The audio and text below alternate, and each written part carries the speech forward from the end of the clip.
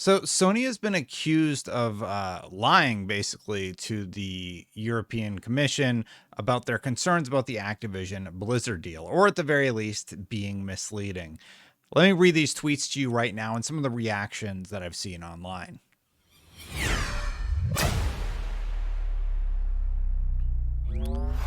So this actually comes from the lead communications for Microsoft, Frank X Shaw. He's posting this on Twitter, and let's read what he has to say about the Sony activities as of late, where they're going to regulators and saying things. He says, I hear Sony is briefing people in Brussels, claiming Microsoft is unwilling to offer them parity for Call of Duty if we acquire Activision.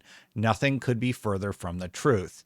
As you may know, Jim Ryan has been going around to the EU. He's lobbying to try and stop the deal. And, you know, he works for Sony. So for Sony, it's probably not the best thing if Microsoft owns Activision, because it will mean they're on a much more even playing field in terms of revenue and everything else. So he's doing everything that he can to stop it. But one of the things he's saying is that Microsoft is going to degrade the quality of Call of Duty and that they're not going to release day and date on PlayStation. He's making a lot of claims about the things Microsoft could do, even though Microsoft literally has a contract with Nintendo to not do that. And he has a contract with Steam, or he offered a contract to Steam and they said, we don't need it. And PlayStation also has a contract available, but they refuse to agree to it because they're trying to stop the deal other ways, like going to people and saying things. We've been clear. We've offered Sony a 10-year deal to give them parity on timing, content, features, quality, playability, and any other aspect of the game. We've also said we're happy to make this enforceable through a contract, regulatory agreements, or other means. All of this is public, so I've talked about it many times on the channel about the offer that has been on the table, right? And some people are actually saying that that offer includes the ability to release Call of Duty on the PlayStation Plus service. So I am a little curious why Sony wouldn't want that. And the only logical reason I can come to is because they think they can get this squashed before it gets any more traction. Sony is the console market leader, and it would defy business logic for us to exclude PlayStation gamers from the Call of Duty ecosystem. The philosophy behind the Microsoft statements is basically that, look, for Bethesda Starfield game, it didn't really make sense because it was a new property. At least that's what Microsoft is claiming, right? It's a new property. We don't know what the buy-in would be. And with Call of Duty, it has an established community. We would be tearing apart that community. We don't want to do that. We didn't do that with Minecraft. We're not going to do it with Call of Duty, right? So, I mean, also the way to make the most money is to leave Call of Duty on PlayStation and let PlayStation play Xbox. I mean, for Xbox, that sounds great. Yeah, sure, we'll keep it on PlayStation. Just give us the $11 billion a year or whatever you make, right? Going to his final statement, though, our goal is to bring Call of Duty and other games, as we did with Minecraft, to more people around the world so they can play them where and how they want. And there's contracts out for Nintendo. Steam already said it doesn't make any sense for you to not bring Call of Duty here. So, yeah, we don't need to sign any sort of contract. And this has been being picked up a lot of different places. Now, we're going to talk about what else has been going on with Sony in just a second. But if you're watching this video, thank you so much for watching on a weekend, because I'm posting this on Sunday. Hit that subscribe button, hit that bell, because I know half of you aren't subscribed. And I have this goal of hitting 100,000 subscribers. Look, if all of you hit subscribe today, we would hit the goal today. So thank you so much for watching.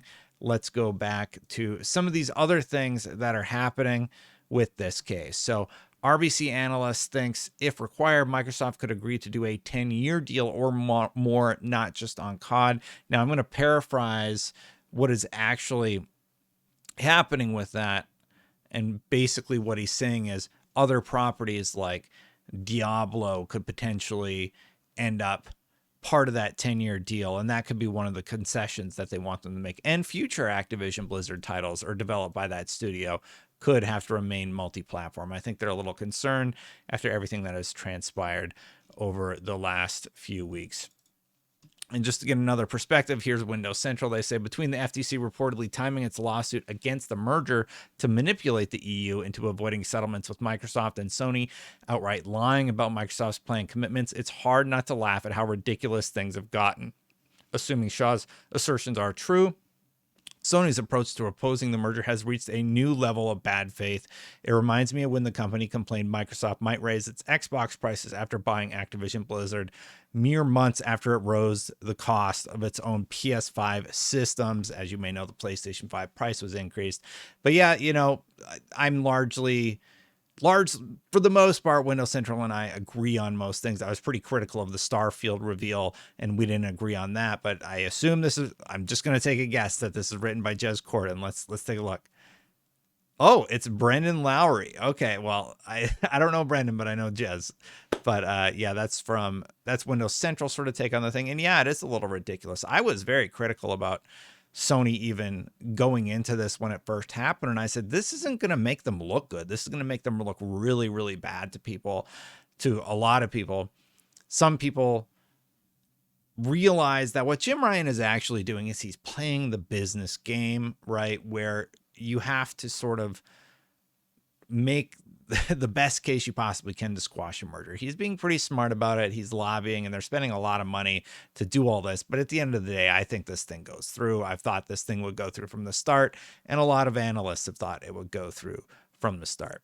Now, in addition, there is another lawsuit, the one with the FTC, which, you know, we've talked about a little bit on the channel lately, and there is a small update about the transaction with Sony. So let's hop over and just look at the document really quick. So Sony second agreed motion of non-party Sony Interactive Entertainment LLC for extension of time to move to limit or quash or otherwise respond to subpoena. Now, if you missed it, I made a whole video about the fact that basically Microsoft subpoenaed Sony to provide them information because Sony is making claims to the FTC, to all these people, and Microsoft's like, oh, well, we better look into these claims that you're making to make sure that, you know, we're playing fair and everything. And now Sony's in a little bit of an odd spot. They have to give sensitive data to their competition, Microsoft, because they've made like official statements and declarations that Microsoft is saying the opposite of, basically. So it's going to be interesting, but this is either going to happen and we're all going to get like a little bit of dirty laundry on Sony's part, or it's going to get squashed. And I believe the article says that the date has now been moved. So it was originally January 17th. They granted it to the 23rd.